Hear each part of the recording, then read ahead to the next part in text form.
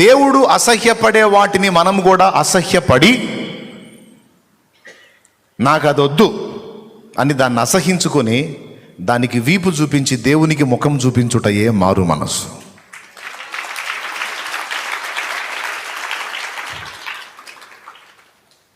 కొంతమందికి తమ తప్పులు తమకు తెలుసు, తమ పొరపాట్లు తమకు తెలుసు, తమ లోపాలు తమకు తెలుసు, ఎక్కడ ఏ సన్నివేశంలో వీక్ అవుతున్నారో తమకు తెలుసు.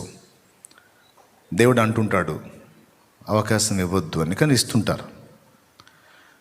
తేడాబడి బాధపడి ఏడిసి ప్రార్థన చేస్తుంటారు, ప్రభా పొరపాటు పడ్డా ప్రభా, నన్ను క్షమించు ప్రభా, అది ప్రభా ఇది ప్రభా అని ఏడుస్తుంటారు. దేవుడు ఏమంటాడంటే, సరే ఏడుస్తున్నావు ఓకే, మరి ఇకనన్నా నువ్వు మారు మనసు పొందుతావంటే, పొందుతా ప్రభా పొందుతానయ్యా అని మళ్ళీ ఆ రోజు సాయంత్రం కూడా అదే కార్యక్రమం, లేదా మరుసటి రోజు పగలు కూడా అదే కార్యక్రమం. అరే నిన్న నువ్వు ఏడ్చావు, తప్పు జరిగిందని, పొరపాటు పడిందని, మళ్ళా ఎట్లాను ఏందో ప్రభా అట్లాగ అయిపోతుంది ప్రభా అంటే, సరేలేమ్మా నేను అర్థం చేసుకుని అంటాడు అనుకున్నాయింది.